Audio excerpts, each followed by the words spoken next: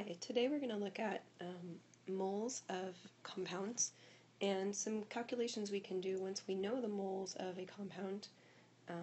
We can find things like the grams of that compound, or if we have a chemical equation, we can find the moles of a different compound. So let's first look at these two tools, which are conversion factors or relationships. If I know the moles of a compound, I can get to the grams of that compound by using the molar mass. The molar mass relates the grams of a compound to the moles of a compound. The units end up being grams per mole, and the place we go to find that is the periodic table. In addition, if it's a molecule instead of an atom, you might hear that called a molecular weight or a molecular mass. So periodic table is where we go to find that.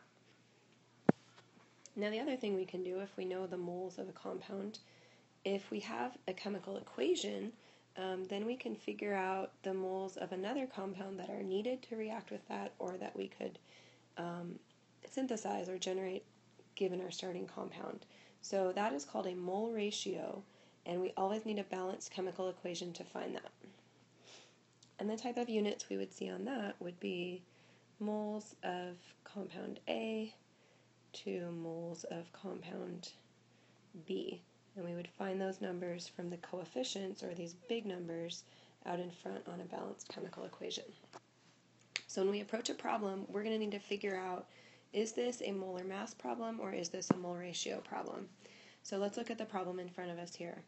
5.3 moles of H2 react. How many grams of H2 is that? If I write down my given, 5.3 moles, and I want to keep the chemical with that as well, that's a piece of the units. And then I write down my goal, which is grams of H2. That helps me see the units, and I see, okay, moles and grams, and I'm going to be using molar mass for this problem. So as I go to set up the problem, I'm going to need to find the molar mass of the chemical that was a part of my units here. To do that, I go to the periodic table, and I'm going to look at the mass that's on the table. Depending on the significant figures on the one that you have, you want to use all the significant figures that your instructor has given you. So if you've got 1.01 listed as the mass for a hydrogen atom, then if you have an H2, I need to add 2 of those together, and that gives me a molar mass of 2.02 grams of H2 per mole of H2. Now, how do I plug that into my problem here? Well, this is my relationship down here, and I want to let my units be my guide, just like unit conversion. So if I have moles of H2 in the numerator, I'm going to need moles of H2 in the denominator, and that's a 1. And then I need the mass, 2.02 grams of H2 in the numerator.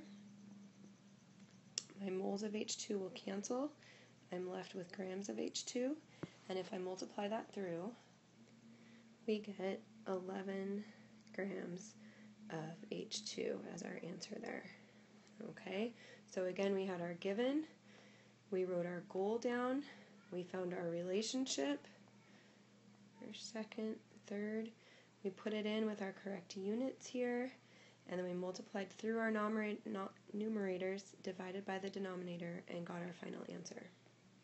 Now, to finish up, let's look at this other type of problem here, this mole ratio problem, and see what the question would look like and how to solve it. So let's go to our next page here. So here we go. We've brought over all of the information from the previous slide here, that moles of one compound to another requires a mole ratio, which requires a balanced equation, and conveniently we have that here. Let's look how the problem would read. If 5.3 moles of H2 react, how many moles of O2 must react? So notice it's moles of one compound and moles of another compound.